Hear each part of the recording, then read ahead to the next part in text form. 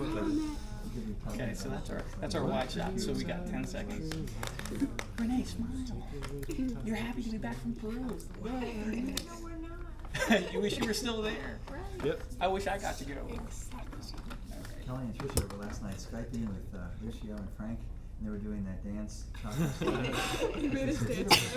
Now to the left, now to the right, and they were doing it in their room, and they were watching Frank and Lucio, and Lucio started doing the robot. Okay, we're done chattering now. Chatter, say chatter. Hey guys, welcome to the second edition of ORBC's Video Missions Digest. Just a kind of video form that we put together so you all have a chance to hear about all the great things that God did on our different mission trips. Today I have with me the Peru mission team. We had about 30. I got a good chunk of them here tonight just to answer questions and talk about the great things they saw, and we're hoping to invite you to listen in. So let's get started. We've been going to Peru for quite a while now. It's our longest ongoing international trip. It was here happening before I was even on staff.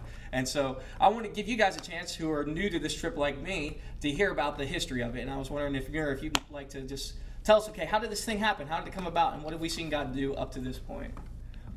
In 2005, we did our first mission trips to Peru. And the neat thing we had was my wife, Bridget, her family is from Peru. So that was our connection. And the original group of 14 that went down, we did school supplies, medical exams, we showed the Jesus film, and her family graciously hosted everybody there, cooked for us, provided a place to sleep, and assisted us in the missions. Then about a couple years later, Bridget and I went down together in 2007 after an earthquake. And then last year, 2009, we did another mission, and we took 19 people and we did medical exams, school supplies with backpacks. And most of the people that went last year wanted to go again this year, and so that's what led to this year's trip. And how have you guys been received in the past? What have the people who are there that are hosting you, what do they think about all this? Well, Bridget might want to share her family's opinion and how they feel, but I've always felt that they've always looked forward to it and very welcome to everybody to come and they enjoy it. But she might be able to shed a little bit more light on her family's perspective. Well, my family were very excited to see the mission team from Oak Ridge going to see my community. They were waiting for almost a year for the church family to go to help my town, and really they are they get very excited. My sister prepared for the mission trip for a couple months before, like taking vacations, and the same my nephews too, to help everybody. And again, they get very excited, and I hope that we can do this every year to help my community, to help especially the kids, to teach the kids about God, that God loves us so much, and they are very excited to see each member of the church. It's really, really cool to hear about the amount of sacrifice that's done on the Peruvian end to prepare for us to be there. Like she was telling us, they take their vacation time. They take off work so they can be hosts to us. They prepare the food, they provide housing. It's really, really cool when you hear their hearts in the situation and what they do to provide for us. But we've sent teams in the past, and some of you guys have gone in the past. And I'm curious, you guys who are veterans to the trip, what made you want to go again? And did you experience anything different this time around? What was unique about this trip for you? Anybody?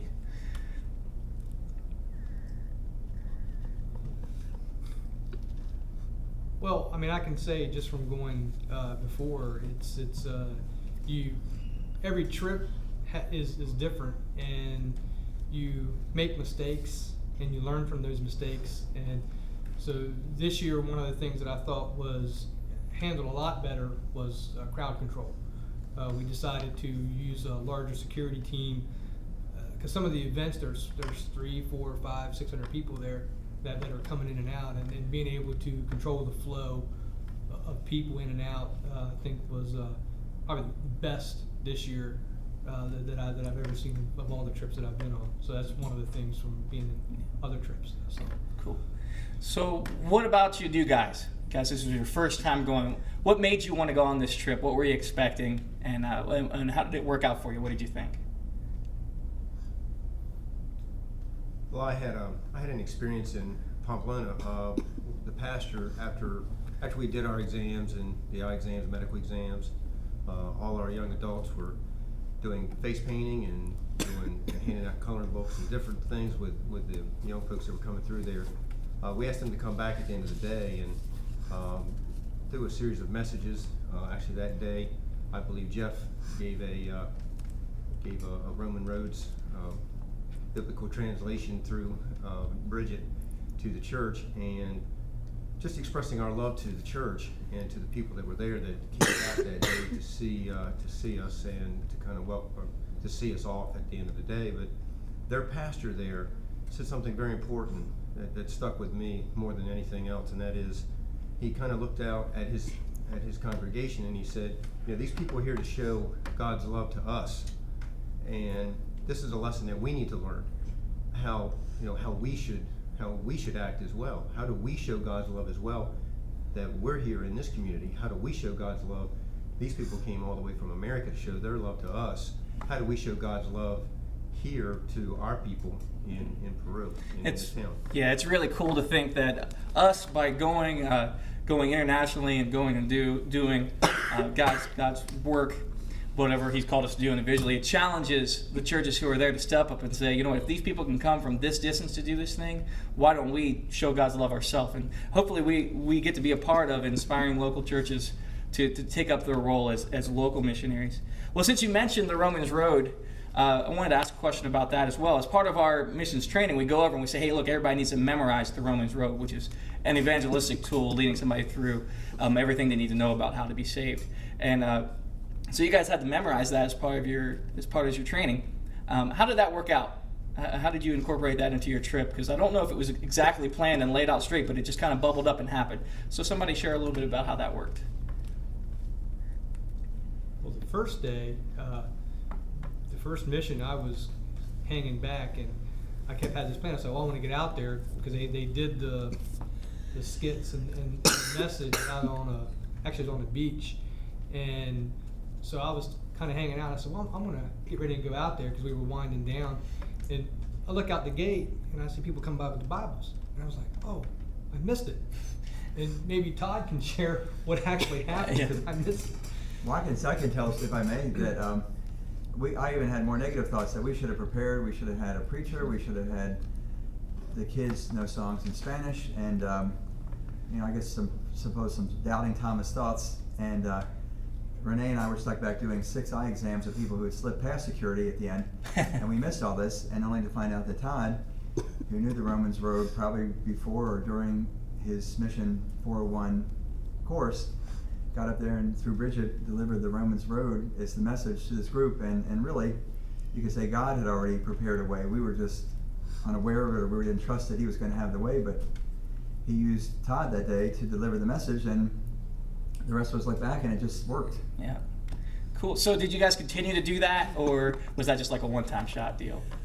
I got inspired, and so I thought, well, this is a good opportunity to maybe not always rely on Bridget. So we wrote it in Spanish, and then when it came up to my turn at one of the things, I did it in Spanish. Wow. So it was pretty cool, but I just need to memorize it in Spanish. Yeah, very cool, very cool. Well, for this time going to Peru, we added a new element to the team. We started doing eye exams, which you've heard him talk about already, and Dr. Benner kind of headed that aspect of the trip up. And I know that he has some fascinating stories of God's providence. So I would just like for you, Jeff, to talk about, getting the glasses together, getting them to the country, and then how all that played out, because I know this is really cool stuff.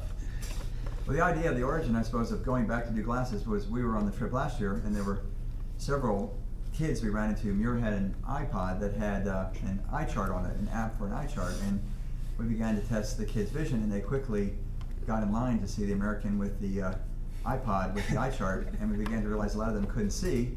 And there was one girl in particular who was totally blind in one eye, and she had a disfiguring disease of her nose and her face, and her name was Maria. And she just stuck with a lot of us. A lot of us left with her on our heart, wondering how she turned out, if she was going to get better. We gave her some medicine. But over the winter, the idea of adding the glasses came onto it, and so we were fortunate to have 1,000 pairs of glasses donated by the Lions Club in Delaware, which is this entire region. And the group here met on many occasions, and we taught everyone how to do an eye exam, which was amazing. But as we were getting close to go, we realized we didn't have enough children's-sized glasses. Most of the glasses were for adults only. Well, truth is, kids' glasses don't make it to be traded. In most cases, they're destroyed. So we didn't have enough glasses, so we ordered some, but we waited a little too late because they came from China, and they took about 3 or 4 weeks to arrive. So we were down to the wire before we were to leave on the trip, and we called the company, which is in California, on Friday night, and we were going to leave on Tuesday night, just a few days away. And the glasses were stuck in customs. There was no way to get them out. There was no way they were going to make it, and if they didn't ship that day or Saturday, we were not going to have the glasses. They would have to be drop shipped to Peru after we got there. So, needless to say, I was pretty discouraged, and I shared this information with a few others who were going on the trip, Chris Dorman and Lee Mayers, and someone who wasn't going, Carrie, who was at a bus trip where we were dropping our kids off to go to church camp. And Carrie said, why don't we pray about it? And I thought, okay, we're in the Walmart parking lot. I know we're going on a mission trip, but this is sort of dumb. This is not going to help, but okay, it's in customs. This is sort of dumb. We'll pray. All right, so we're standing there holding hands in a circle in the Walmart parking lot at 7 in the morning. Needless to say, I didn't think it was going to do much good, but I went along with it just because I'm going on a mission trip. I should have faith, right?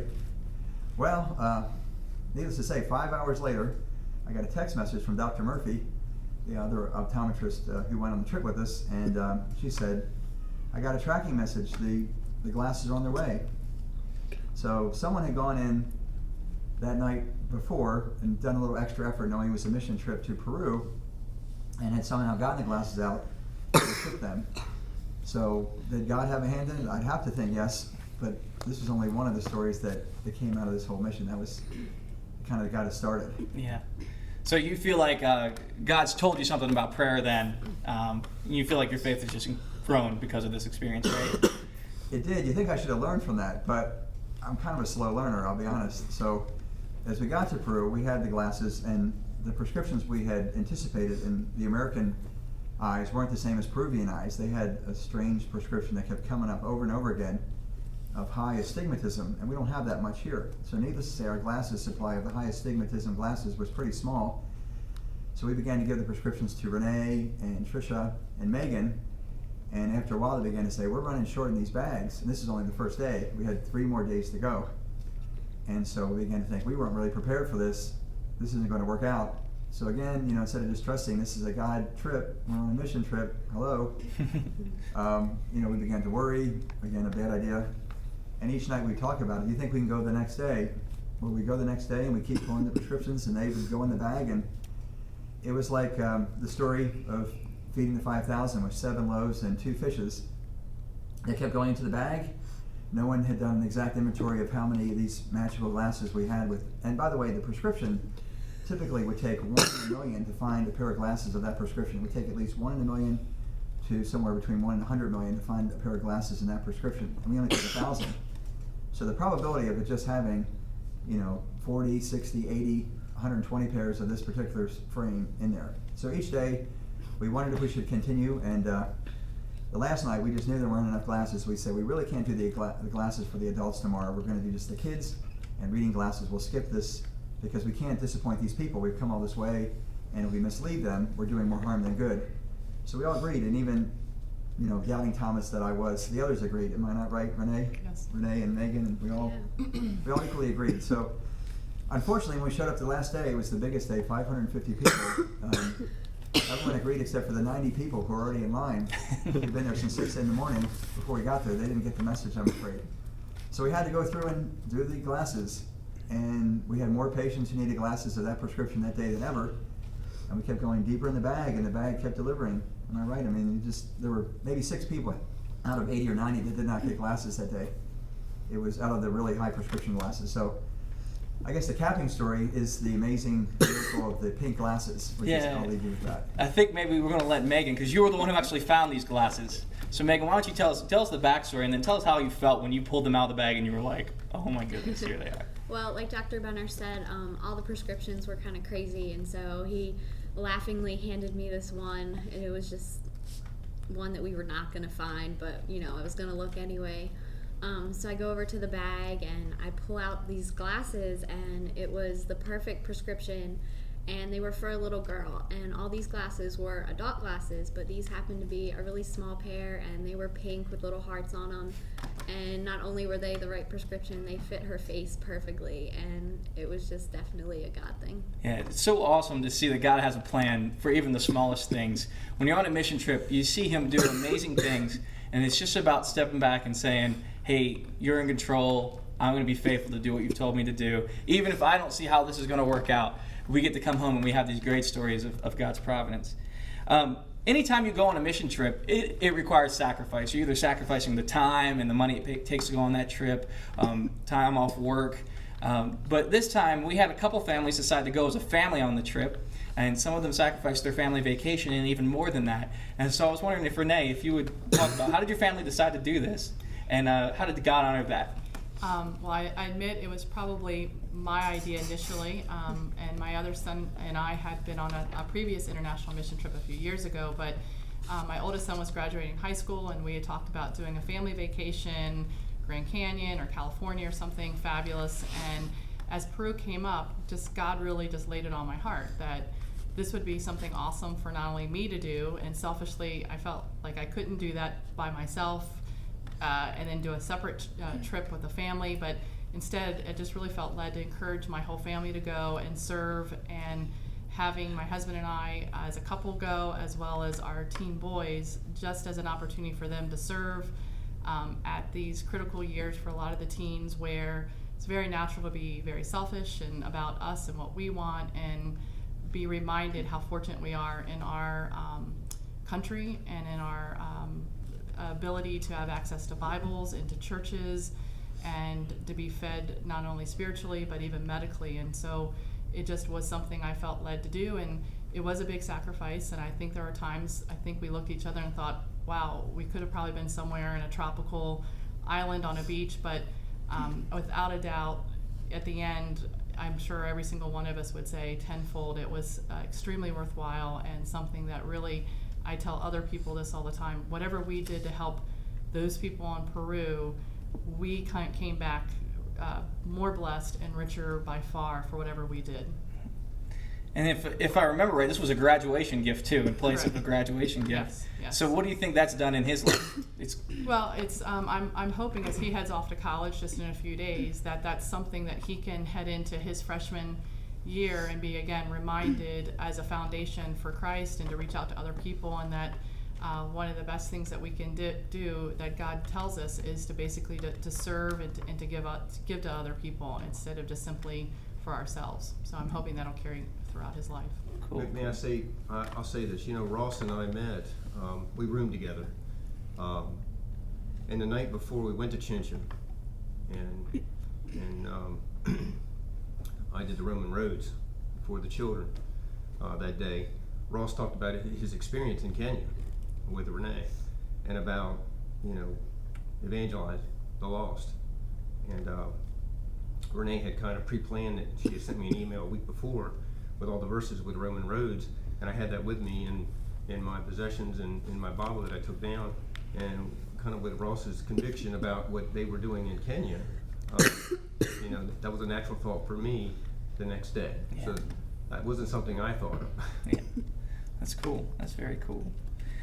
Let's move to a lighter topic real quick. What about the Peruvian food? What was it like living with a Peruvian family? What about some cross-cultural stories about interacting with the people? And I want you guys, you younger guys on the front row, I want to hear your stories, because I'm sure you got some fun ones with friends you made down there, maybe some really cool clothes you found. I know you guys had to have a whole lot of fun down there. I've seen the pictures. So tell us some stuff. Hit us with it. What you got? We met a dog. There's this lab dog named Taxi. Well, we named him that. He was really cool. He was like really nice. He was probably one of the healthier dogs there, though. All the other ones were pretty rough looking. But when we went to the market, we got some food for him. Cool. Things. Yeah, it was cool. What about some food stories? One day we were walking through the market. The first time we were walking through the market, and we got to the meat section in the market, and there was a pig's head just sitting on the counter. And I don't really do well with blood and stuff. So I held it together, and then I smelled, and it was not good. I ran to the end of the market in tears. And when they sell chickens, they've still got the heads and the claws on them. And I think it was the next day or the day after that, one of our missions in Manchai, the pastor and his family were making us dinner. And I was at the end of the bench doing eye exams, and I brought out this curtain, and they just started preparing the food. And they started cutting up the chicken, but the chicken still had the head, and it was very hard to do eye exams while there were chickens being cut up right behind me. But a cool food story was where we were staying on the corner. Every once in a while there would be somebody making something. And one night, one of our friends, Lucio, who was a Peruvian, he brought us outside, and he's like, "Here, try this." And we had tried cow heart, and it was actually really good. I do not regret tasting that one. So if any of you go to Peru, the cow heart is recommended. Yes, definitely. Well, as you can tell, it's been an exciting trip to Peru. There are a lot of great experiences. We saw God do amazing things. And the response we've received from those who were going down and who are hosting us has been amazing. And we're looking forward to what God is going to do in the future. We're really hoping for eventually there to be a church plant there. They're excited about it. They came to us and said, "Man, we would love to have a church in this community." And so we're kind of praying and asking the Lord to lead us in what is our next step? What do we do to help this community even more? And what role might we be able to play if a church plant is what God desires there? So if you guys want to be a part of the Peru team, go to the info desk, grab a mission brochure, or hit me with an email. There's lots of other ways that you can be a part of missions, even if it's just right here at home. We have the school partnership. If you have one day a week to be a mentor, that's great. If not, we have several one-up events where you can go and just wrap books for kids so that they can have a book covered. All kinds of one-up trips like that you can be a part of. We also have Halo that we're always involved with. So hit me with an email or check out a missions brochure so I can help you guys get plugged in to be a part of what ORBC is doing for missions. This has been the second edition of ORBC Video Missions Digest with the Peru team. And we're looking forward to see what God's going to do. And we ask you to pray for our wisdom and our direction. In Christ's name. All right. Good.